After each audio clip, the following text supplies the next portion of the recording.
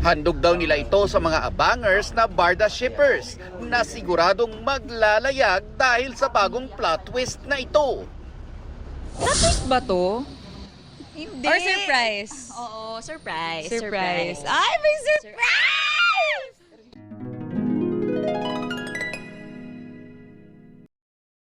Hindi na surprise kasi na-interview ko na. Ano ba yan? Surprise ka ba? Super. Talaga? Hindi, joke lang. Ayan. Then, napag-usapan na namin to, syempre. Oo. Matagal na eh. Actually, matagal na siya dapat pumasok. Pero, Guest ako yata sa iyong teleserye, Gusto mo ba? di ba? Pwede naman. Depende sa'yo. Ayan. Basta marami po Kaya kayong marami pong maabangan. Hopefully, a movie this Yeah. year, yeah.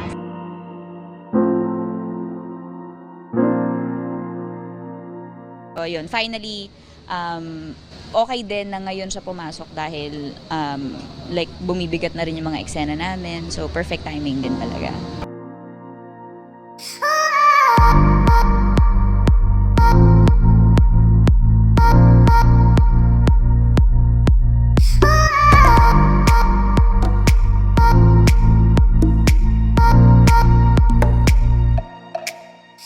Si David ilang linggo raw ang hinintay na makasama muli si Barbie sa isang project. Kaya't na-excite daw siya nang tawagan siya para sa taping. It's been 7 months since I last acted, which makes me excited actually. And also, obviously, I'm working with Barbie again.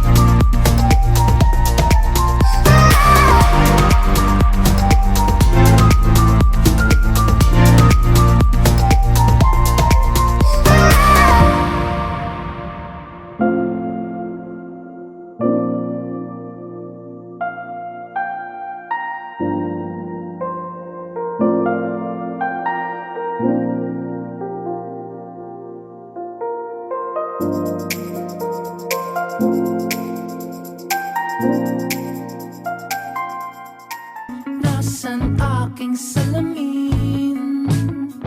Bakit ngayon di ko pa naiwan? Confirmed dateless daw si Barbie sa darating na GMA Gala this August. Tayo na lang talaga. Bye tayo na lang. Malay nyo after.